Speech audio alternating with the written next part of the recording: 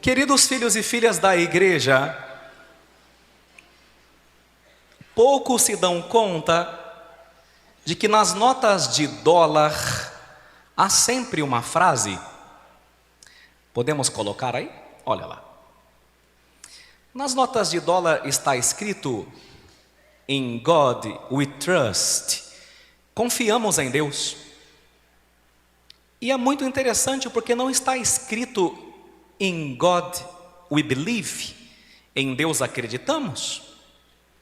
Porque de fato há uma distância abissal entre acreditar e confiar. Não é a mesma coisa.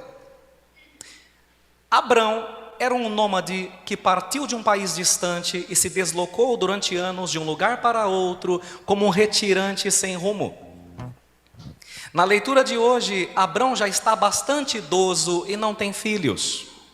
Sua vida parece ter sido um erro, um fracasso, uma derrota. Certo dia, porém, Abrão recebe uma revelação de Deus, do Senhor, que lhe promete duas coisas com as quais ele sempre sonhou, mas com as quais ele também já havia desistido de sonhar, devido à idade avançada. E quais eram essas duas coisas? Um pedaço de terra, um pedacinho de chão. Toda pessoa deveria ter seu pedacinho de chão, não é verdade?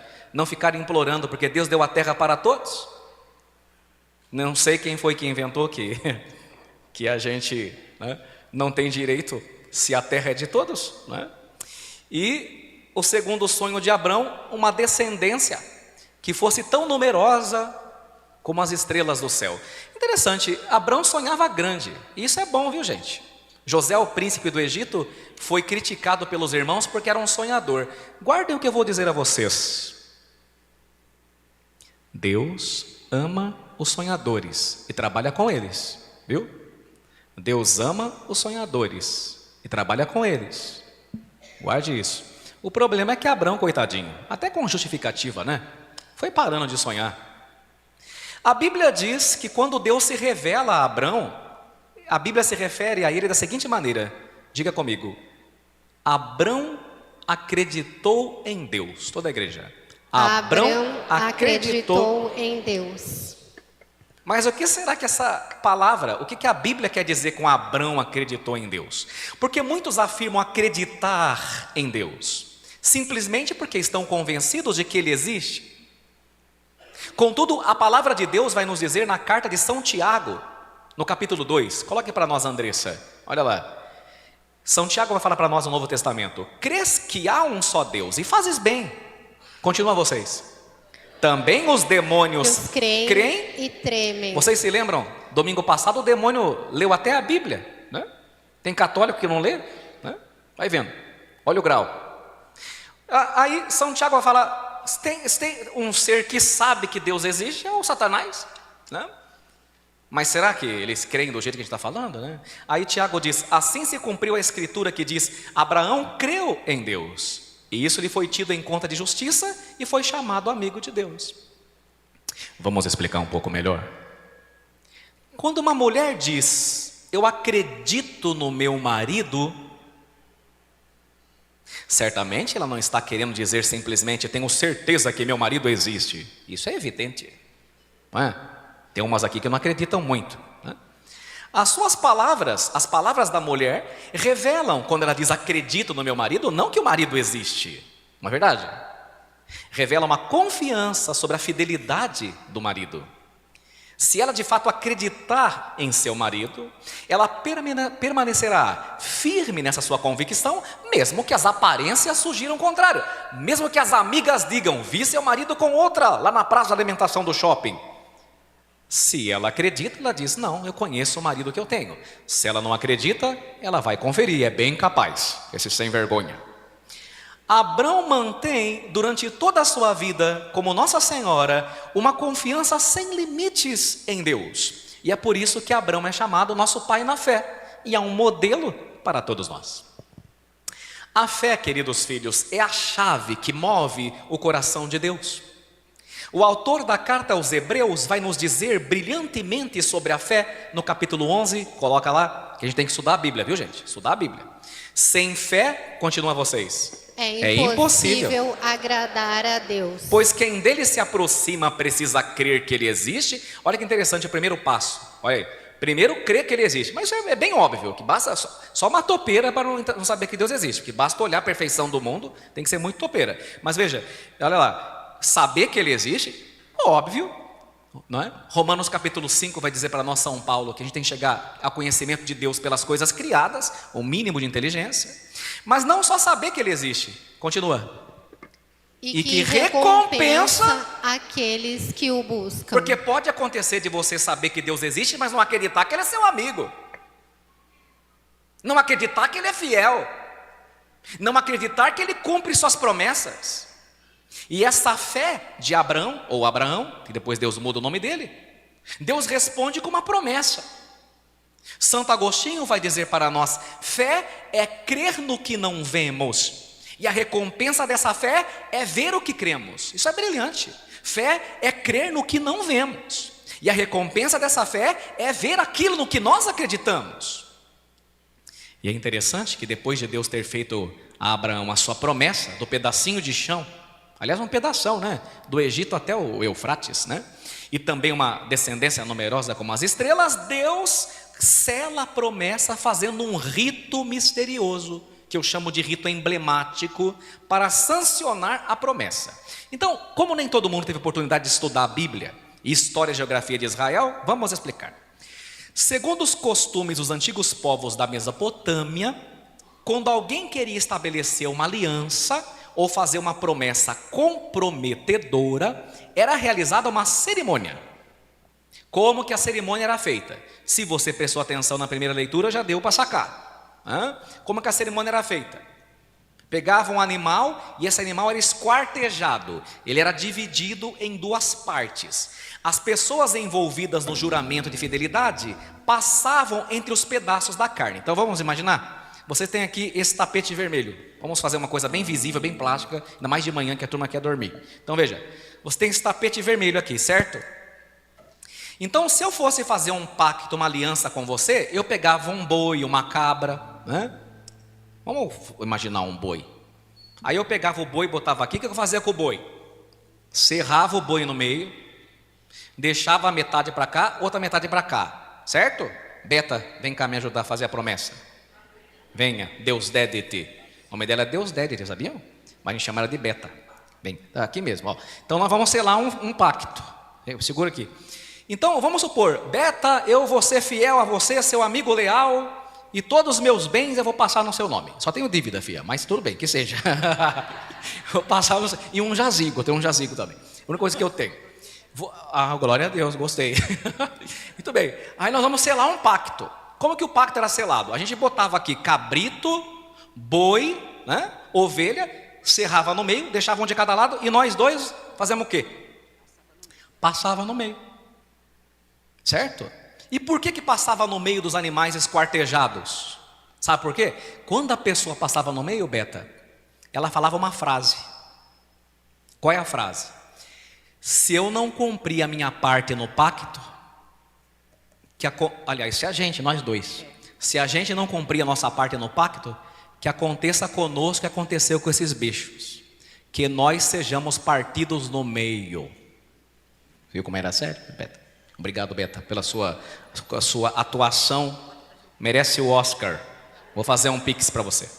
Então veja. Agora, Abraão fez tudo isso, sim ou não? Fez. Ele não partiu os animais lá, sim ou não? Estou bem. Ótimo. Só que aconteceu uma coisa diferente. Quem prestou atenção? Está vendo? Veio na missa, prestar atenção, hein? O que aconteceu de diferente? Vou ajudar vocês. O Abrão passou no meio? Sim ou não? Não. Quem passou? Bota a foto lá, que eu mandei tirar foto. Olha lá. Estão vendo os animais? Quando deu lá uma noite, né? Caiu a noite. Passou uma tocha fumegante entre os animais. E o Abrão não passou porque o Abraão ficou dormindo. Por que o Abraão ficou dormindo? Sabe por quê? Porque é Deus quem faz acontecer. Vocês não repararam que na transfiguração os discípulos estavam com um profundo sono? Porque é Deus quem opera, é Deus quem faz. Apesar de nossas nulidades, é Deus quem opera. Então veja que coisa interessante, Deus passa no meio, queima tudo, e quando Deus passa no meio, Deus está falando assim: a aliança que eu faço com você é gratuita, não depende de você. A minha fidelidade não depende da tua fidelidade, Abraão. Se você for infiel, eu continuo sendo fiel. Se você romper a sua amizade comigo, eu continuo sendo seu amigo. Se você fugir da minha casa, muitos de vocês ficam fugindo da igreja um tempão, depois volta, graças a Deus. Deus não te castiga, Deus não te pune, Deus te espera. Porque você rompe a amizade com Ele, Ele não rompe a amizade com você. E a coisa mais linda, gente, quando Deus passa no meio desses animais, Deus está falando assim: se eu não cumprir o que eu te prometi, que eu seja partido ao meio. Você entendeu? E ainda bem, né? Porque você promete, eu também, um monte de coisa. A gente não prometeu no batismo? Renuncia, renuncio. Promete renunciar a tudo que te separa do seu irmão? Sim. Depois é o primeiro que briga e não quer mais conversar com o outro, não é? Já pensou se a gente não cumprisse a promessa e acontecesse conosco o que aconteceu com os animais? Nós seríamos partidos ao meio. Ainda bem que a Bíblia diz que Deus já sabe o barro de que somos feitos. Ele sabe que a gente é claudicante, isto é, que a gente manca pelo caminho. A aliança que Deus faz conosco, filhos, é uma aliança incondicional. Deus será fiel às suas promessas, não obstante as nossas fraquezas, não obstante a nossa infidelidade. E se você duvida, a Bíblia diz, abro aspas: se formos infiéis, Ele porém permanece fiel, vírgula, pois não pode negar-se a si mesmo.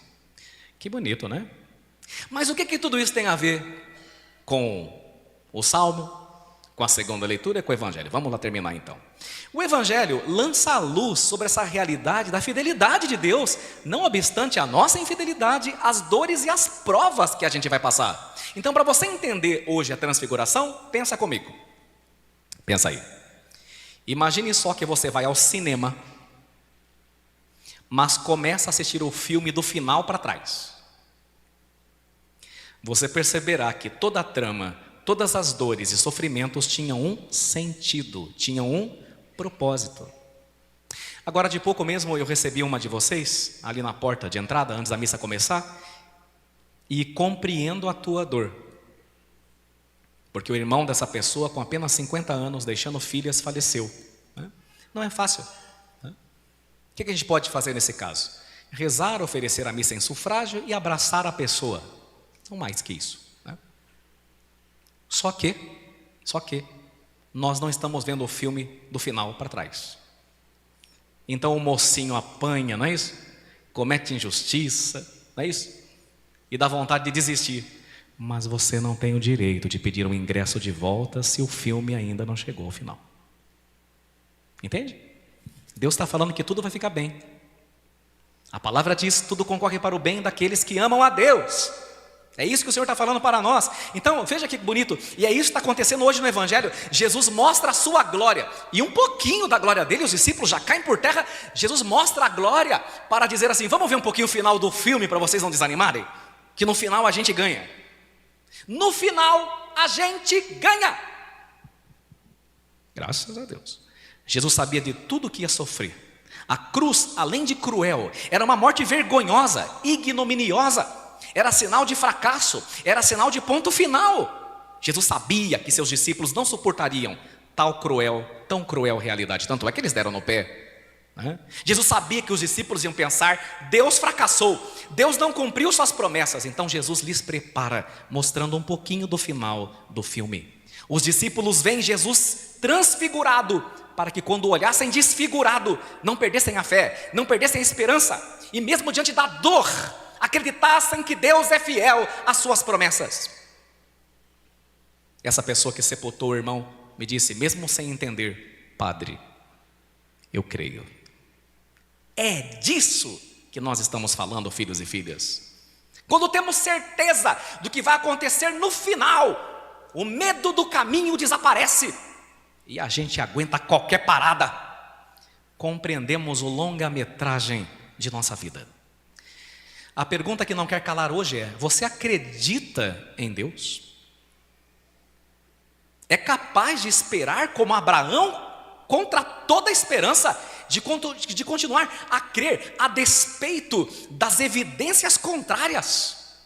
É isso que hoje a palavra está perguntando para nós. E eu termino com um fato curioso e cômico que aconteceu com Charles Blondin. Ele era um famoso equilibrista do século XIX. Isso está registrado nos anais da história. O nosso amigo Charles estendeu um cabo de aço sobre as cataratas do Niágara e atravessou-a diversas vezes pelo cabo, andando sobre um fio, com uma vara de equilíbrio. A multidão assistia maravilhada. Em certo momento, Blondin atravessou, para o delírio da galera, o cabo de aço, empurrando um carrinho de mão de lá de cima, correndo o risco de despencar. A multidão foi ao delírio. Ao voltar com o carrinho, ele perguntou: vocês acreditam que eu consigo atravessar novamente? O povo: claro, você é o melhor. Aí ele perguntou: vocês acreditam que eu consigo atravessar o cabo com alguém dentro do carrinho? O povo: sim. Aí tinha um homem lá embaixo que era o mais animado. Esse é o cara, eu vim aqui só para te ver. Ele chamou tanta atenção do cara que de lá de cima ele falou: você quer subir no carrinho?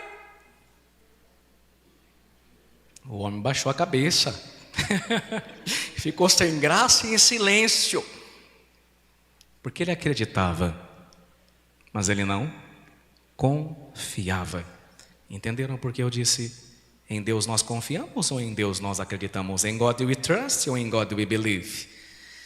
Diz a lenda que só uma mulher aceitou o desafio, e era a mãe dele, Bota a foto lá, a imagem que pintaram dele, Fizeram uma arte dessa cena lendária. Eu não iria, viu, gente? Mas tem que ter muita fé, Estou nesse nível não, Na vida espiritual, muitas vezes dizemos que cremos em Deus, mas não confiamos plenamente. Não entregamos o controle. Em outras palavras, não entramos no carrinho. A fé não é apenas, queridos, um assentimento, isso é, uma concordância intelectual, mas é uma entrega decidida e confiante. Infelizmente, muitos olham para Deus e dizem assim: eu acredito, mas nem tanto. Rezemos, portanto, hoje como o pai do menino epilético do Evangelho de Marcos: Senhor, eu creio, mas vem em socorro à minha falta de fé.